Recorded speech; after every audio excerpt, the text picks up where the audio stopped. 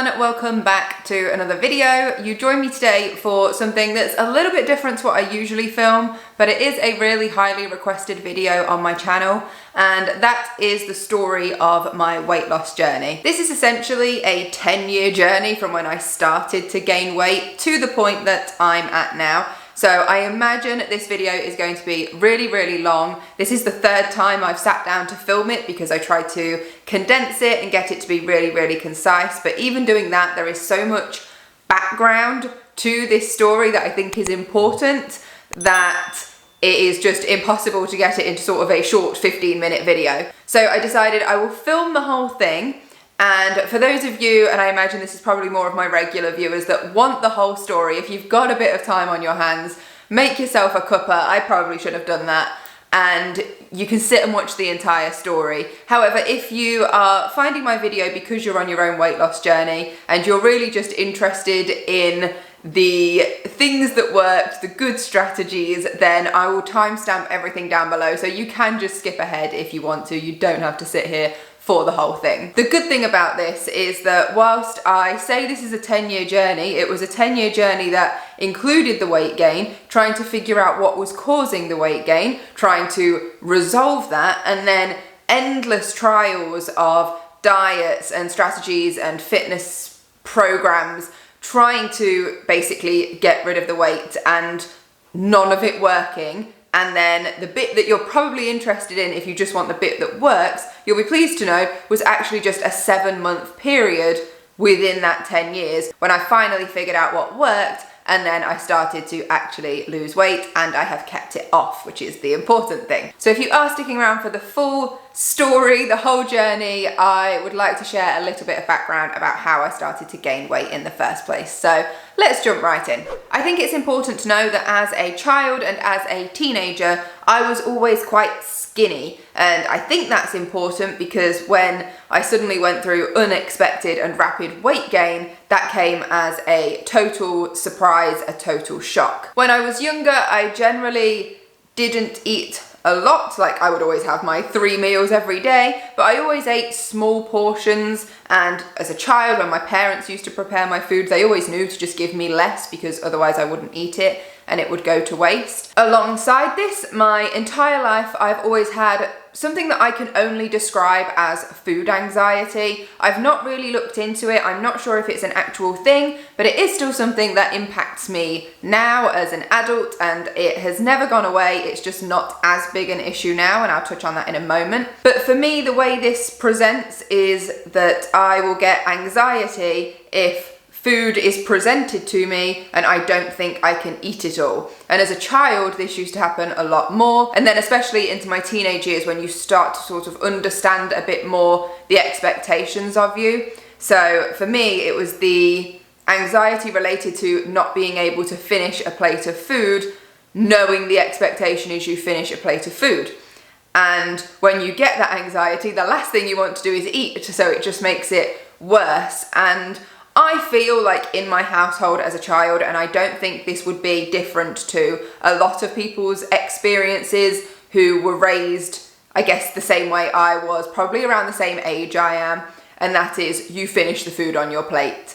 You don't get to leave the table until you finish the food on your plate, which I don't think is very common now. I think sort of parenting styles have changed and whatnot, but there was just an expectation that food does not go to waste and you finish what's on your plate. And for me, that was always a difficult thing. And I know my anxiety around food has definitely stemmed from that. I can remember a time when I was on holiday when I was 11, I was in Florida, and we had just ordered lunch. I'd ordered from the children's menu. I was absolutely fine at the time I ordered it. I was looking forward to eating it. It was hot dog and fries. And when it came, and I saw the size of the portion, completely broke down, thought I was going to be sick. My mum spent the entire time with me in the toilet, and my dad and my sister were just having their lunch. My poor mum, I think she eventually got hers. I didn't eat any of mine, and it was just that expectation of, oh my gosh, I've got to eat all this, and I didn't think I'd be able to. And it sounds really silly, but it is a very real thing when that expectation is on you. And I think as a child and again into adulthood, I've always been a people pleaser. So the idea of I'm going to get told off if I don't eat this really, really affected me. Now, as an adult, that's not so much of an issue, but it's not because I've overcome the problem. I'm very aware that the issue is still there. It's just that most of the time I'm either making my own meals, so I decide the portion anyway, or if I am out and I don't get to decide the portion, I'm the one paying for my food. So as far as I'm concerned, I'm not going to tell myself off for not eating my food. But there is still a pressure when, even if I'm paying for myself, if I've left like half a plate of food and I feel like other people are like, why did you even order it if you're not going to eat it? Like, you've left half a plate of food. I'm also very aware and conscious of waste and not wanting to be wasteful. But in terms of an anxiety level, that's a bit better now I'm older. But then the problem is still there if someone else is paying, if someone's offered to take me out. It's just, I will always order now something small. It will be like, I'll have baked potato or something. I won't have a big plate, a big meal. But then that still just leaves you open to questions, because people will always say, is that all you want? Why are you only having that? Or even, are you not feeling very well? Because they can't understand why you'd go out for a meal and only order a really small portion, a light bite, or even so many times just a few sides instead of an actual meal. And all of this, I think, is quite important in the journey to how I then was so surprised that I went on to gain weight, because the whole time I still had food anxiety. So it's kind of weird. And as I said, that's never gone away. I'm still anxious part of the time about food and expectations around eating food. But we'll move on from that part of the story, because then I get to 18 and I'm going to university. Bear in mind, I didn't move out to go to university. I lived in my parents' house and I commuted. And I decided to get some form of long-term contraception. Now, at the time, I didn't think I would be very good at taking the pill. I later proved myself wrong. I was perfectly able to do that. So the doctor suggested I get an implant as a 3-year long-term contraception. Wouldn't have to think about it. And so that's what I went for. I went for Nexplanon, and I have never returned to my start weight since that point. I'm obviously in a position now where I'm, for the most part, happy with my weight, but I've never returned since before Nexplanon. Now, you could argue, you know, I was 18, only just not a child. So for me as a 30-year-old, hoping to have the body I had as an 18-year-old or before I was an 18-year-old is probably a bit ridiculous. But I've never returned. I've never got back to that start weight. I gained 2 stone in that first year of having the implant. And so after that year, I went back to my doctor and said, I want it removed. It's making me gain weight. There is no other change in my lifestyle that would explain why I'm gaining this much weight. She was adamant that she would not remove it because there is no scientific link between the implant and weight gain. I've not done my research to find out if in the last 10 years anything has changed in that statement that she made, but that was the response I got at the time, and she sent me on my way. I didn't realise it at the time, but my appetite had definitely changed. I was able to eat more, but all I was craving was sugar. And because I didn't have an understanding of what was going on with my body and with my appetite, I was still eating the same meals. I was still eating the same small portions, and actually that anxiety continued. If you put a massive plate in front of me, I would still struggle with it and I wouldn't be able to eat it all.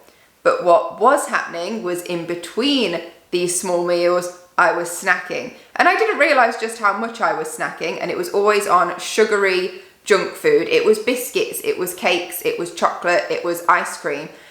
And I could just eat and eat and eat that sort of stuff and not feel like I'd overindulge, not feel full, not feel sick from all the sugar, and I could just keep going, but I didn't realise this was happening. So there may not be any links between having the implant and weight gain, but something definitely changes in appetite and what you are able to consume. And I didn't realise any of this was going on until later, until after the fact and on reflection. So another year passed. I'd done 2 years out of my 3 with Nexplanon, and by this point I was 165 pounds, which is the heaviest I've ever been even to this day. and my mood had hit an all-time low. I think my mum, in fact, made the appointment for me to go in to see the doctor again because I've just sort of accepted that I'd got to keep this implant for 3 years, because she was struggling with me because I was so moody. She told me it was like I was a different person, and I always consider myself to be quite a happy, upbeat person. So for me to have been that way and in that sort of state of low, I think was really obvious. So we went back to the doctor. My mum came with me this time, and she agreed based on my mood, but she was very, very clear that my weight gain was not a result of being on the implant. She needed to make sure that was clear to me. She agreed to take it out, and we booked the appointment, and I got it removed. Now, when you get, or at least back then, when you get something like that removed, they do insist on you being on some form of contraception. Now, the appointment where it was taken out, the follow-up appointment, I went on my own. I didn't have anyone with me. And so I kind of just went with what she said because I didn't know any better. So she suggested that I go on the combined pill. And I did. I was on that for, I think, 8 years, and I used it successfully. I never had any problems with the reliability of it, and a little bit of the weight just naturally came off without me making any noticeable changes. Now, I can't actually remember if I had a decrease in appetite, if I was eating a little bit less in between meals. I can't actually remember that. I know a little bit of the weight came off, but I was still towards the higher weights in my journey, and not really a noticeable amount of weight was lost. And I continued struggling through for years on my journey with that. And just like a lot of people would do along this long journey, I tried different things. I tried to find out what worked for me. And that included different diet plans, different forms of exercise. You know, I was walking every day. I then started running every day. I took up doing badminton for a while, which is something I love, but I didn't consistently do it. The most extreme thing I did was in lockdown, and that was I did a daily 1,000 calorie deficit for 7 weeks. And I kept it up for 7 weeks. And do you know what? It worked. The weight did drop off me. But the problem with something like that is it isn't sustainable. And so lockdown ended. I went back to work and all the weight just came back. But it was that when I realized that my body was physically capable of losing weight. It was just such a struggle because I was managing cravings all the time and trying to keep the weight off and distracting myself with literally anything so I didn't think about food.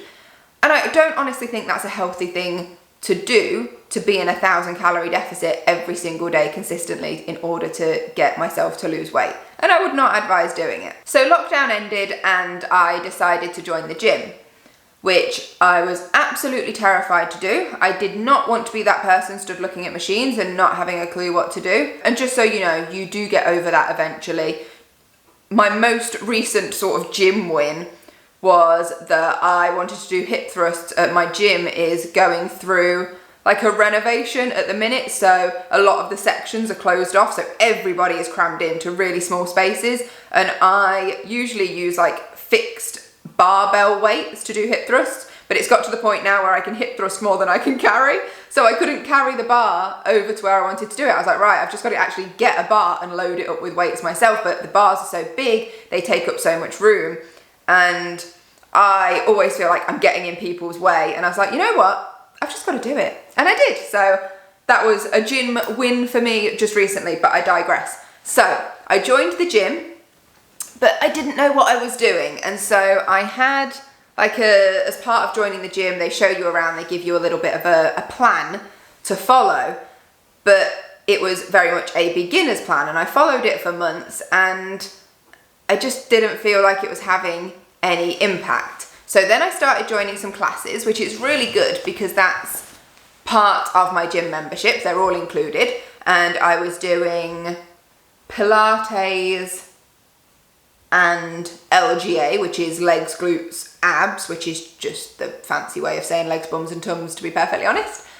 And I did those for a while, but I really wanted to do something a bit more high intensity. So after a bit longer, after I'd sort of done a few classes, got into the habit of, going, knowing there's people you don't know there and just sort of doing your thing and getting involved, I then joined body pump class, which I still do to this day because I love it. It is amazing. If you ever get the chance to do a body pump class, that is something that shifts weight very quickly. But I'll talk more about body pump in a minute because that's been kind of like a pivotal moment.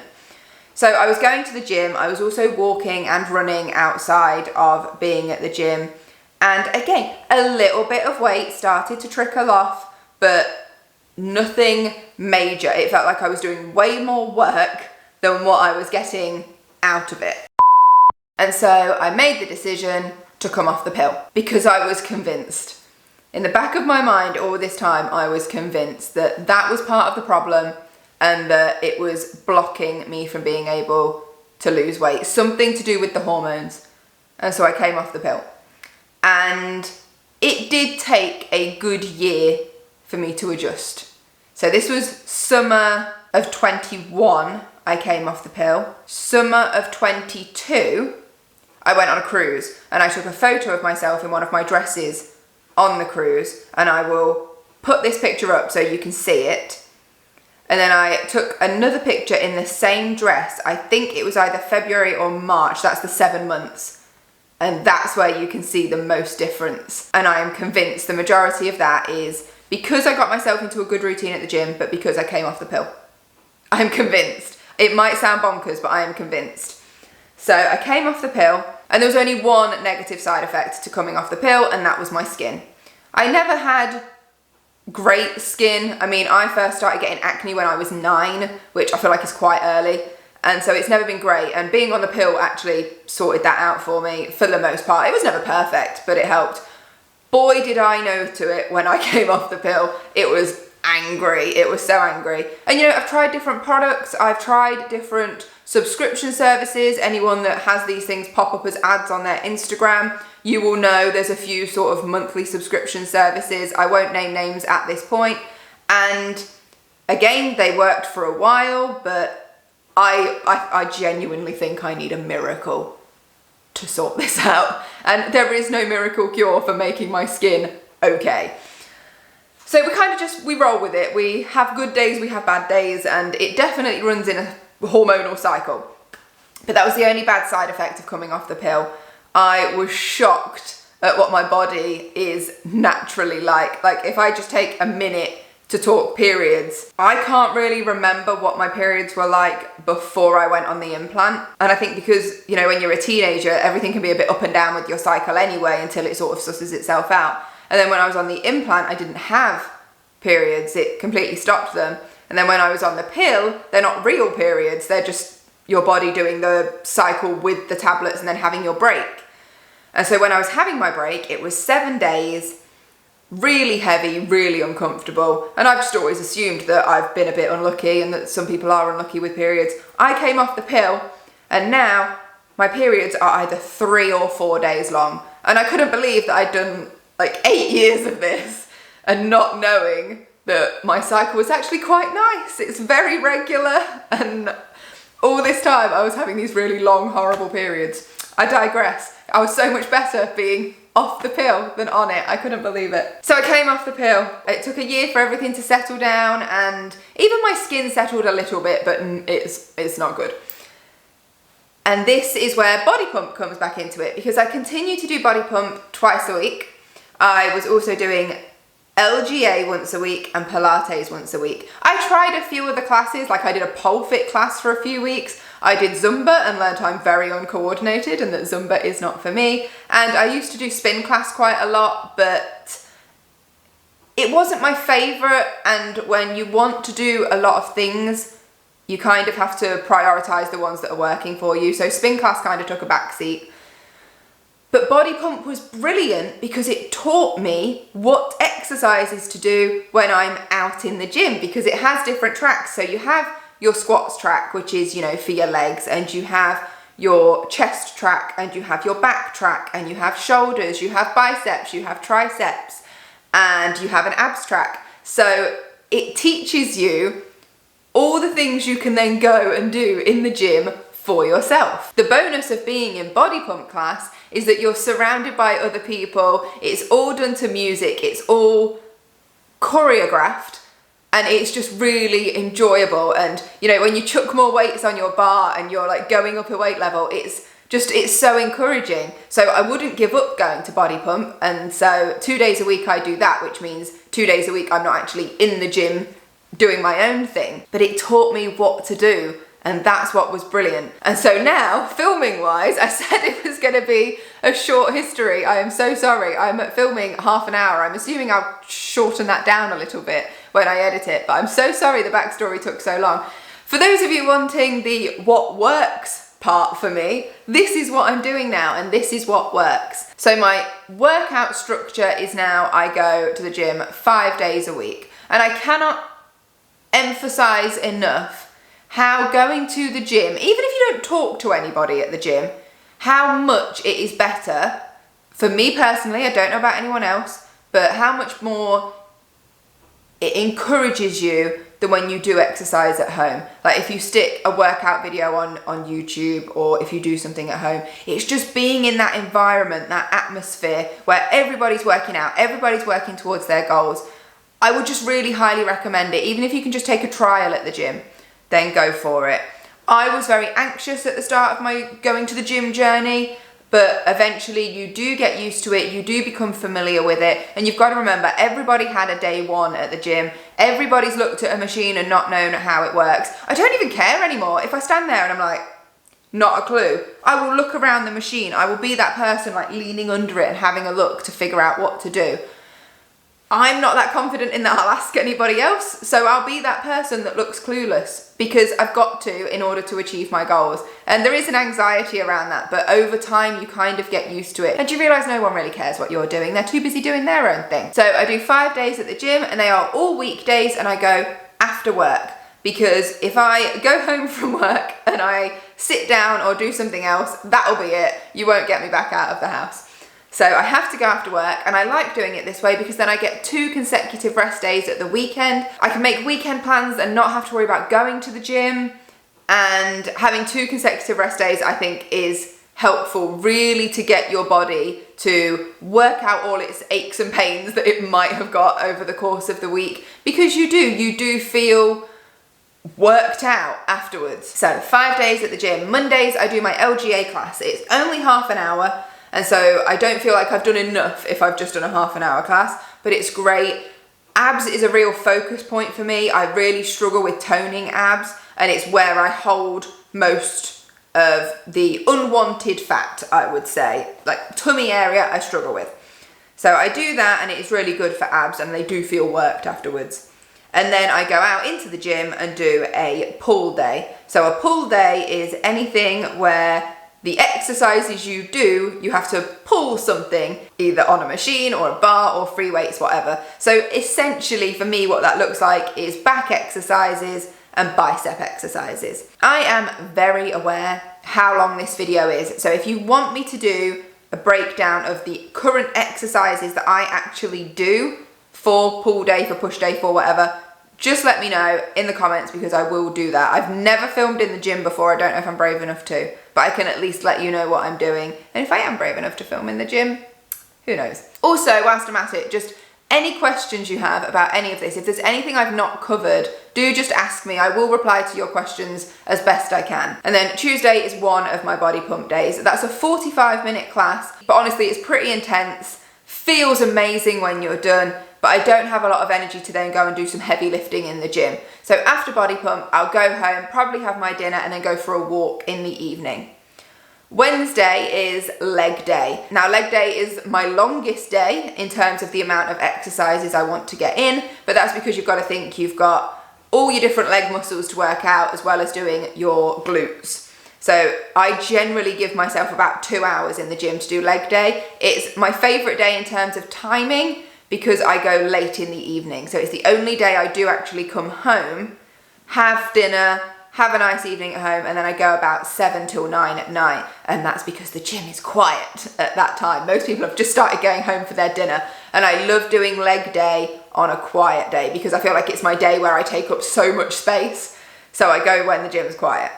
Then Thursday is 2 back-to-back classes, both 45 minutes. One is Pilates, and I do that not because of the strength aspect of it, not because of sort of the relaxation aspect of it. I do it for the flexibility. I'm very aware that as muscle builds, you can lose a bit of flexibility, and I don't want to get to that point. I don't want to be really stiff. I want to make sure as I'm getting older, I keep my body as flexible as I can, and I have got tightness in the back of my legs. It's really funny because there's a lot of stretches and moves we do in Pilates where the instructor will be like, if you struggle with this and you need to modify, do this.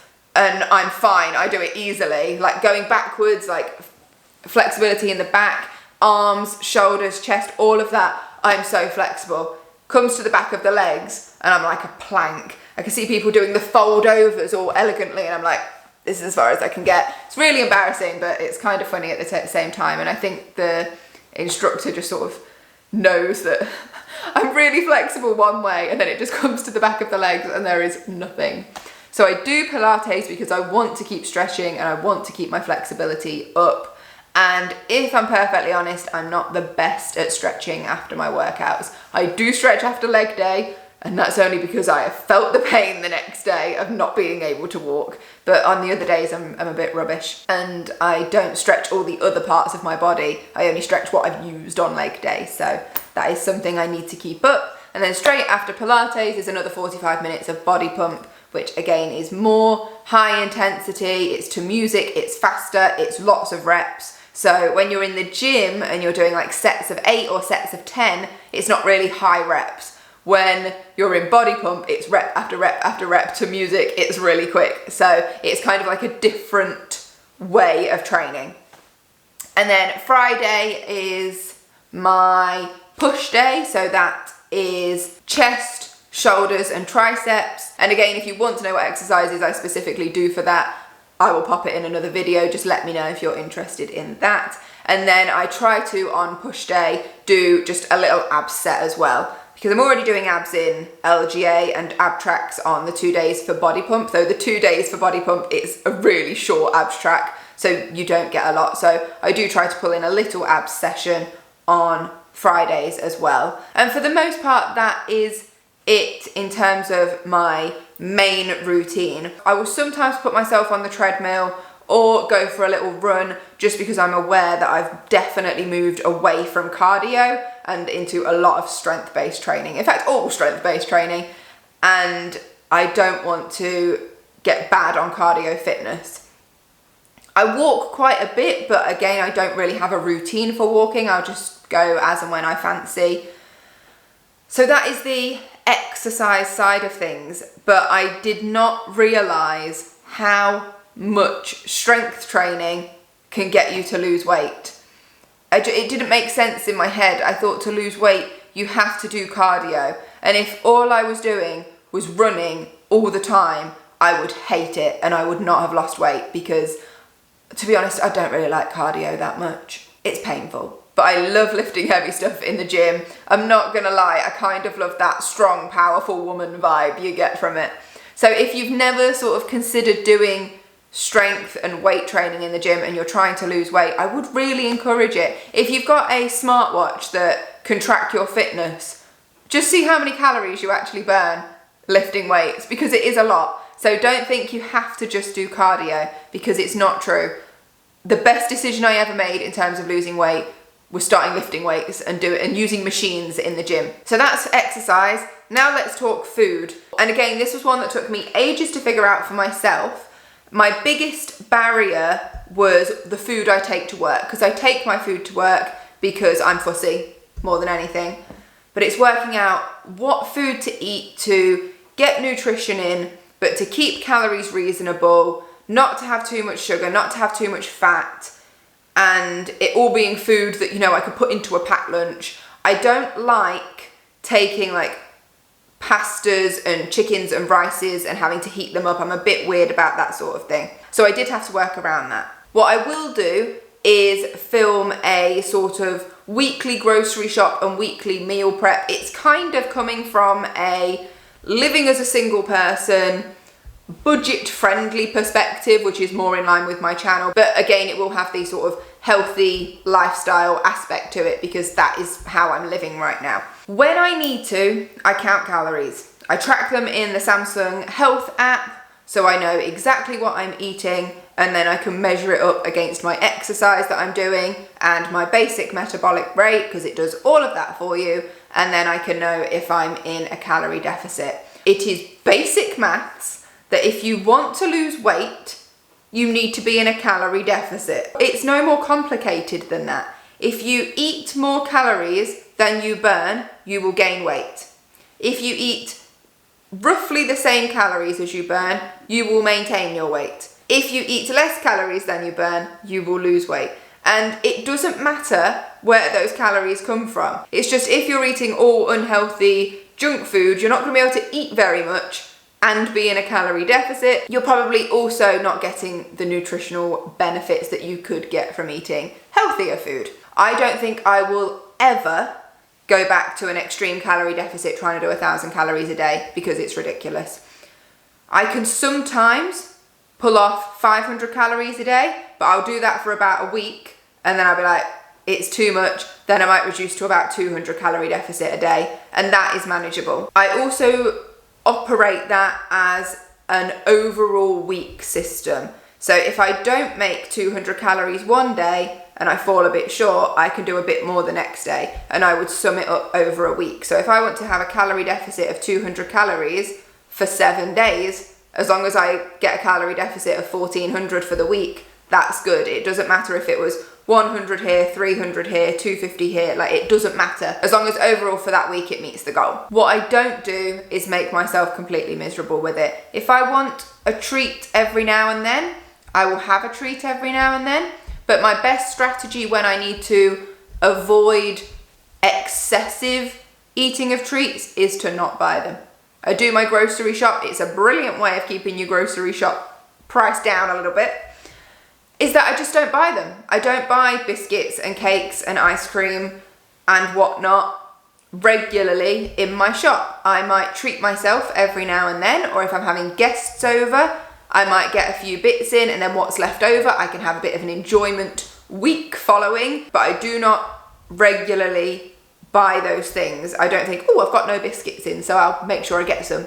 I don't need to have biscuits in because the temptation's there. And that's honestly one of my best strategies. If it's not there, I can't eat it. So if it was a bad day and my willpower snapped and I thought, oh, I'll go and get something out the cupboard, it's not there. I can't have it anyway. But I do find counting calories helps because it's my only way of keeping tabs on it. If I don't measure it, I don't give myself the same accountability because it's almost like, well, I don't actually know. Have I got a few calories? Can I just have this? And I get a bit lost with it. But I don't do it all the time now. Because I'm at a weight where I am mostly happy, I don't have to worry about it as much. But if I do feel like I've had a week where I've indulged quite a bit, maybe I've been on a trip, maybe someone's had a birthday, I don't, like anything, I'll just put myself on a calorie count the following week just to bring myself back, maybe for 2 weeks. And then when I'm happy again, I'll stop. I'm not going to spend every day for the rest of my life counting calories so I can maintain this. I will just do what I need to do. And I think after you've done it for so long, like I have, you get into good habits anyway. But all in all, that's what I do. So to sum up, 5 days at the gym, mostly strength and weight training. Some walking every now and then. And then on the food side, tracking calories, small calorie deficit. Not big calorie deficit because it's not sustainable long term. Small calorie deficit, just being aware and trying to prioritize sort of better foods, not too much junk food. Still enjoying my treats, but being aware that if I have, for example, if I have a dessert in the evening, then maybe thinking, right, well, I'll go for a walk just to balance that out so I'm still in my little deficit. Something like that. Just being accountable for what goes in, balancing it out with a bit of exercise. And that's basically it. This was a really long video, but more than anything, I wanted this to be the story, the backstory. If you want, as I've already said specifically, to know what exercises I do, I can pop those in a video. If you want to know what I eat, that's a video I'm already going to make because I'm going to do the grocery shop and what I eat in a week anyway, so that is coming. And so this was just the story. If you're on any sort of hormonal contraception and you're struggling with weight gain, of course, speak to your doctor. They are the medical practitioner, but in my experience, that hasn't always gone well.